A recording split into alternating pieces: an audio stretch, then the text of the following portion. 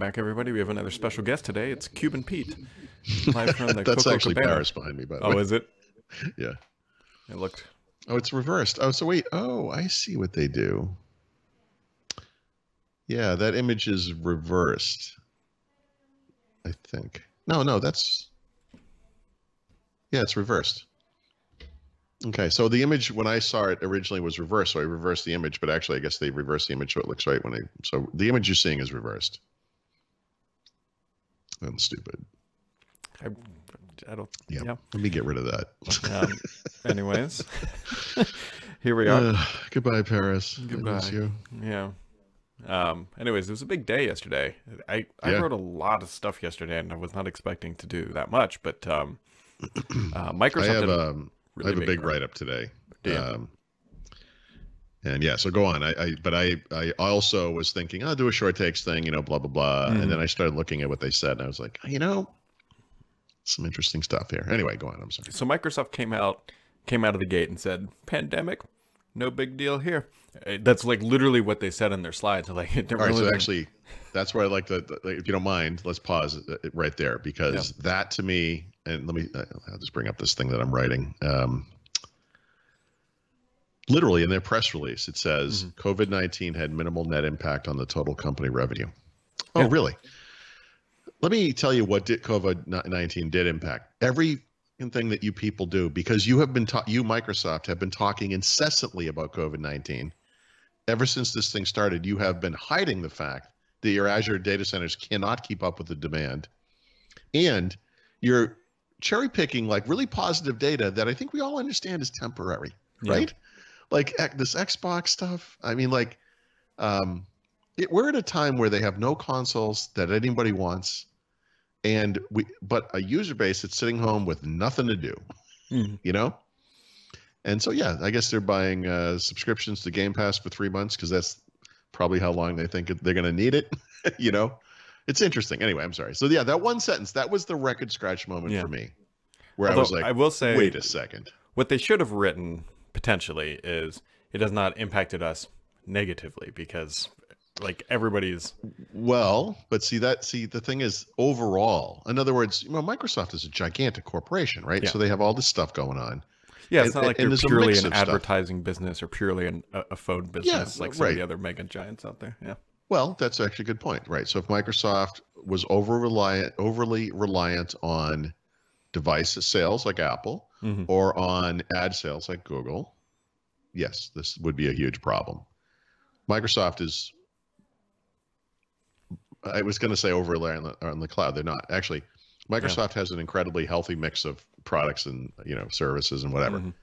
The thing that they've always done, and this I find this incredibly aggravating, is they hide the true structure of their business from a perspective of where the revenues come from by bundling on-prem traditional offerings with cloud offerings in business units, and then they never pull them apart. So, for example, when they talk about Azure in the cloud business, whatever that business unit is called, intelligent cloud or whatever. Yeah. You don't know how much server contributes to that versus Azure. You just don't know. They'll never tell you.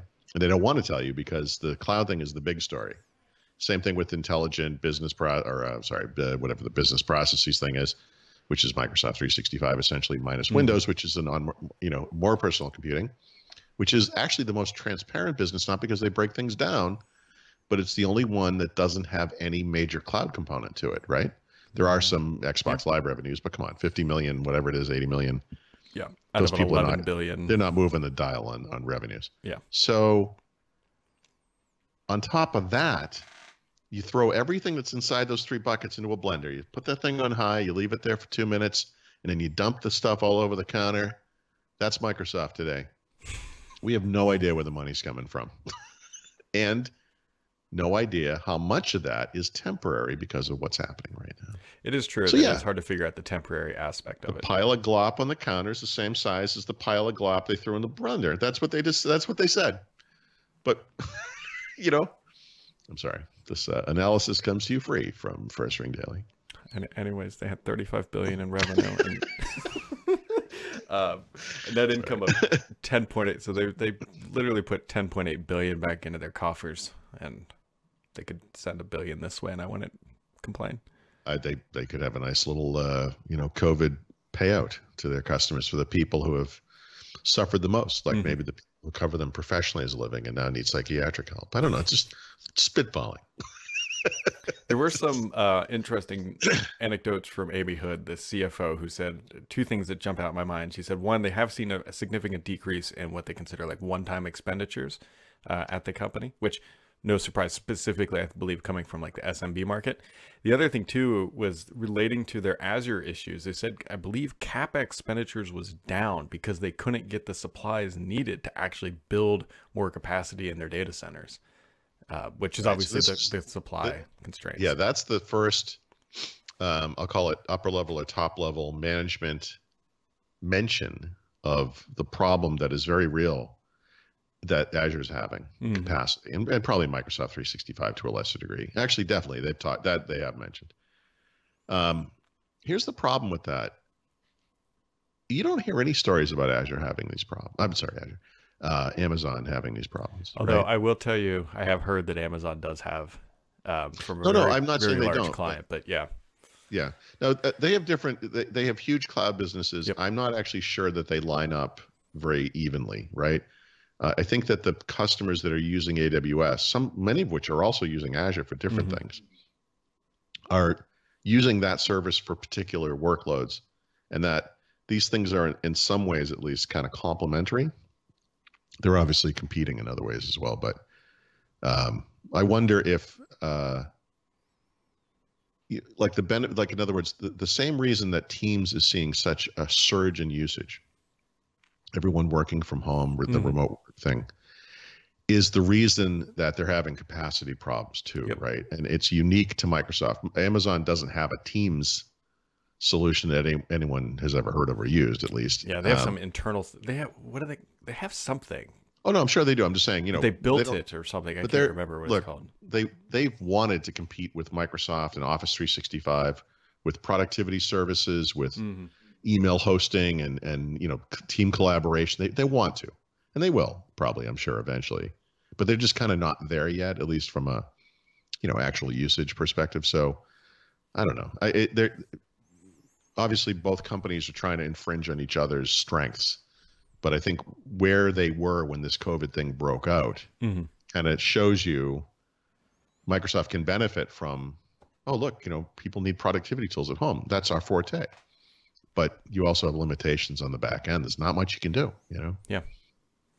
Yeah, the 75 million Teams users was announced yesterday. There were some other interesting things come out of there. So 258 million commercial client or customers or seats, whatever, for Office 365. So that's $250 million O365, which still has probably a lot of growth ahead of it.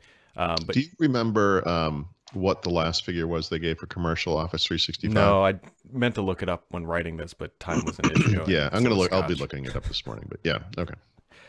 So they announced that the what was like 40 million more people using Teams now pretty much overnight, basically in the last month. But the one thing that's the very obvious statement here is they have 258 million commercial customers. They have 75 million daily active users of Teams. They could add roughly 180 million Teams users still and not sell a single more Office 365 subscription. That's a good point. That's a good point. Just keep that in mind when you look at all that stuff. The other interesting thing that has come out, and Chris Capicella actually pointed this out and started tweeting some of this stuff. So if you remember, we talked about Zoom having 300 million daily active users. Right. They may, and by may I mean absolutely did, edited their blog post to actually say we have 300 million daily participants, which is a dramatically different figure because a participant, if you have 5 Zoom meetings a day, you are now 5 in that pool. And so yeah, I've always, I got to tell you, I'm happy to hear this, not because I want Zoom to fail or I don't like Zoom or anything like that. It didn't make sense to me how far ahead Zoom seemed to be. Like, it's not that, it doesn't have that higher of a perception thing out in the world. Like it's not as, I just didn't see, it just didn't make sense to me. and Microsoft came out, and this is where Chris Capossela was kind of going on a warpath. He had like a tweet pre-written as soon as earnings went out, and he started Right. like, I could see him sending it to a whole bunch of different people. Microsoft reported that they have 200 million monthly active participants. So yes, there's 100 million gap, On but 200 monthly active participants on Teams. Teams. Yeah. That's it. That's very interesting because Teams is a business tool. You know, Every one of those. and yeah, it seems to me like if Skype had, I don't remember the number, it was 60 something million users compared to at the time 48, and now what we say is, what you say, 75 million. Yeah. On Teams.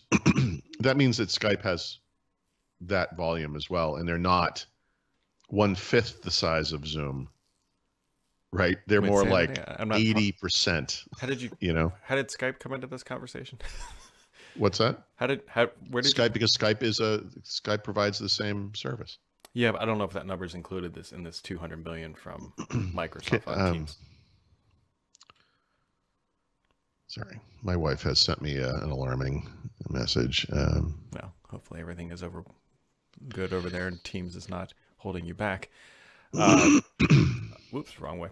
On the other side, so Microsoft got, moral of the story here, Zoom is big, Teams is big, and yeah, so we've got that going on.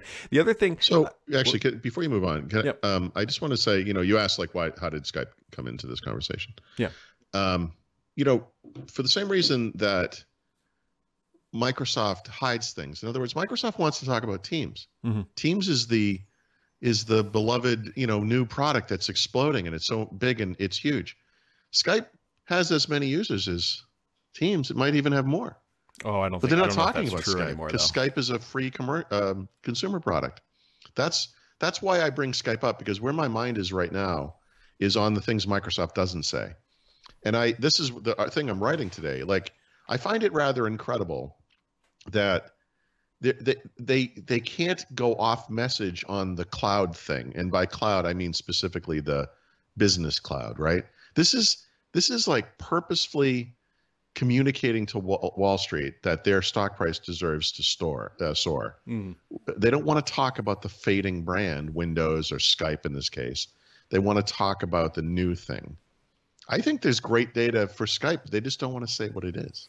They gave a number not too long ago, but I thought it was something like 40 million daily users. No, it was in the 60s, but or 60s. at the time it was, yeah. And the reason I remember that it was higher than the new figure for Teams, which at that time was, I think, was 48. Yeah. But again, that was like an apples to apples comparison. The way they're saying this now is like, well, actually, if you want to talk participants, that's how you juice the numbers. So if Skype is 75, and I'm accurate, I could be wrong, but I believe they said 65 on Skype. That means that Skype has about 175 million participants or whatever. It's still significant. And you could make an argument, by the way, Skype plus Teams, bigger than Zoom. Yeah. Why, but they won't say this because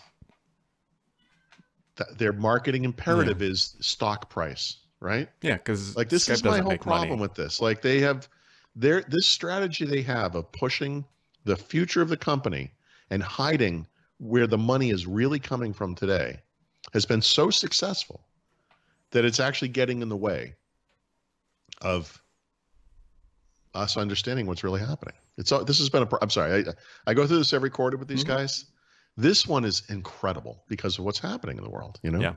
Well, because they posted such really, honestly, just really good numbers, and there need to be more transparent about how they're actually driving revenue, because Teams at 75 million, we need to be clear too that it doesn't matter how many people use Teams. Teams in itself doesn't make money. Teams is not. Oh, by the way, 300 million daily, whatever it is on Zoom, that doesn't make them money either. Most of that stuff's free, isn't it? Yeah, I mean, you got to pay somebody in the meeting. Yeah, somebody's one person paying is paying somewhere, for but it. Yeah.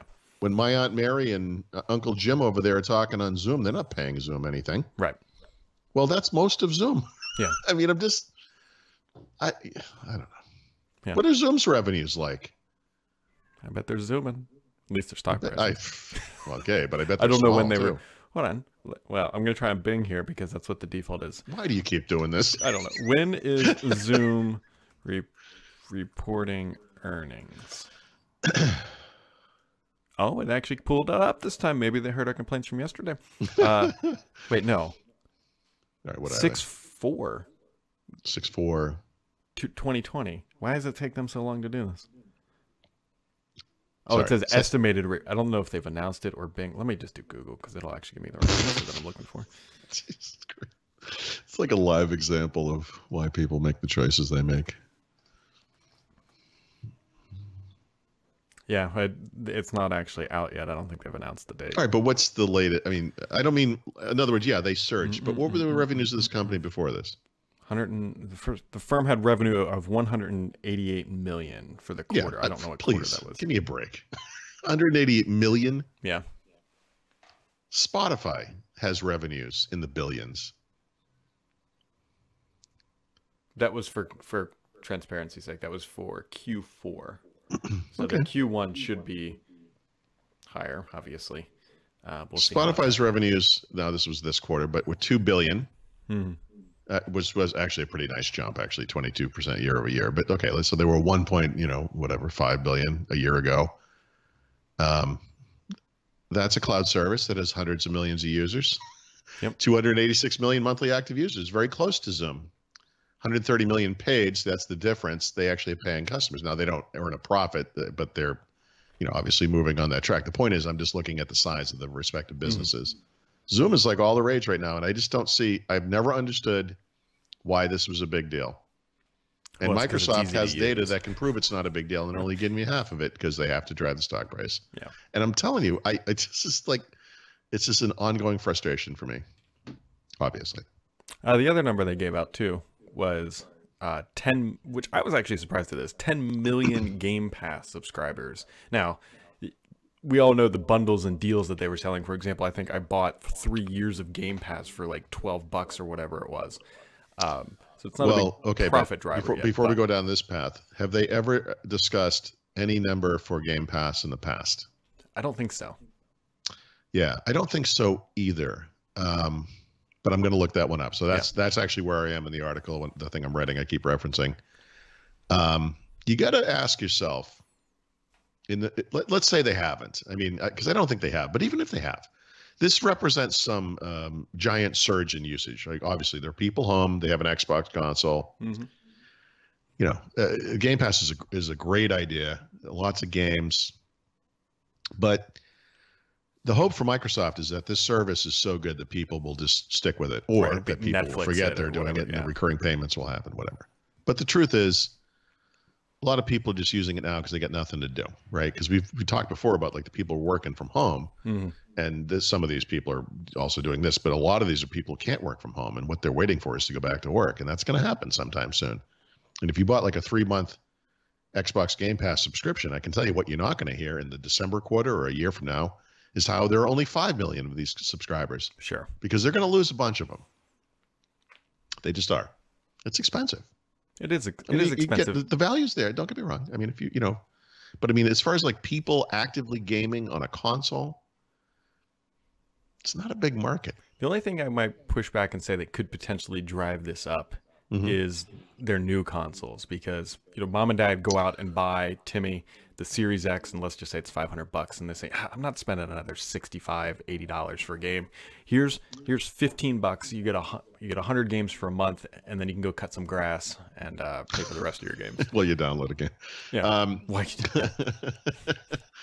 Yeah, maybe. I mean, I also wonder.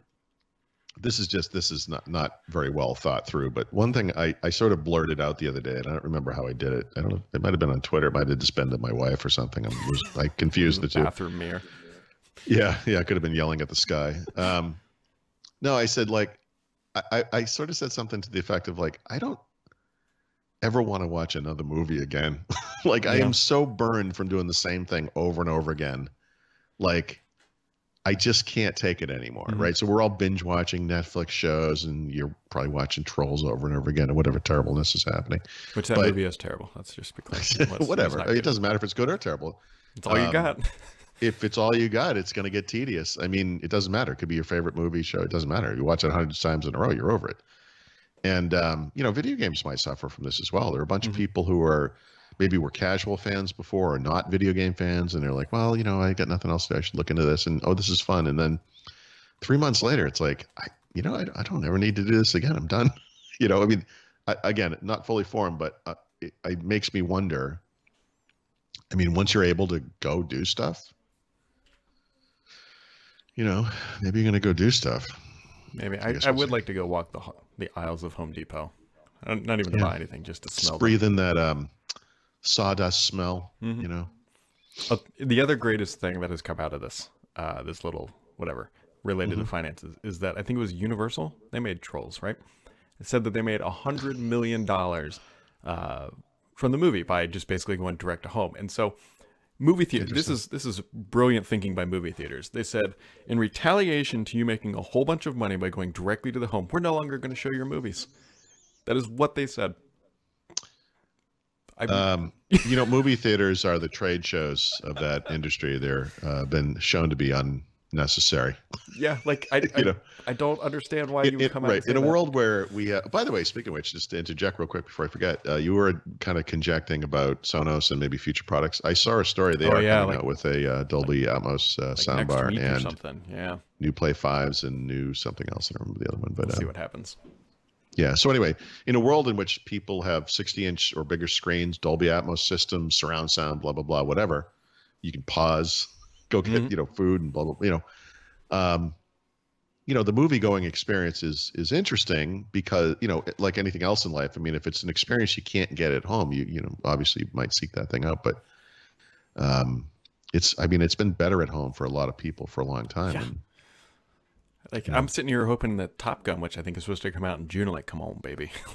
I've said this for years, first run movie that's out in the theaters now, $30. You can watch it once, pause it, but not rewind it, and invite a bunch of people over. If you have a nice home theater system, it'd be a great experience. The thing that's interesting is when the COVID thing happens, they start doing this with some films, and the restrictions or whatever are actually better than what I thought of. Yeah, the cost is lower. You can watch it over. I think it's a 24, maybe even a 48-hour period. 48 hours for Trolls, right? Yeah. I mean, that's wonderful. So it makes it, to me, it's like the trade show things. Like there will be trade shows, there will be theaters, but I think this is one of those everything has changed and it's not going back completely things. Yeah. It's that there has been a shift, and I think Trolls, maybe is showing the way. It's kind of a weird thing to say, but they made money. And by the way, you see revenues from theaters. And movies like, oh, this movie made $1 billion or whatever. Did $1 billion in cash get transferred to the people that made the movie, or was $1 billion generated in the theater? Right. And then you have to account for the cost of the theater and all the infrastructure and blah, blah, blah, blah, blah. And then what get back to the person or the company, whatever, is 20%, 15%. Well, I don't know what the number is. It doesn't matter. But that's maybe 100 million cash is better than the 300 million they would have made in a theater. I bet it is. We'll see. We'll see. And if that's what the theaters retaliate. If Universal's just like, we don't really need you. So, right. That's what I'm saying. Like they don't. Really. I think I know there's certainly a demographic that enjoys going to the theater. That will never go away. I will never, in any part of my body, be one of those people. I go to about one movie a year. And we've referenced that Rogue One movie you and I happened to see in Vegas. And that was my one for that year. Like that's like whatever year that was the one. Lately, often it has been a Star Wars movie because I like to see those things, on a big screen. But, my wife and I did one of those, they have the high-end theaters, reclining chairs and waitress service. And, you can drink and whatever. And like, it's honestly, it's fine. It's expensive. It's no less expensive than a night out at a good restaurant, but I don't know. We were like, we should do this more often. We're not doing this once a week, more often for us was like, I don't know, once a quarter maybe, or I don't know. And now I don't know if I ever want to be in a closed room with people again. I don't know. Yeah, exactly. Like unless they're putting like HEPA filters next to your your dinner. Yeah, tray. We're all encased in glass cages or something. Yes. As is tradition around here, we're going to end on glass cases and being locked up and confined because what else would we be doing? People in glass cases don't throw guacamole.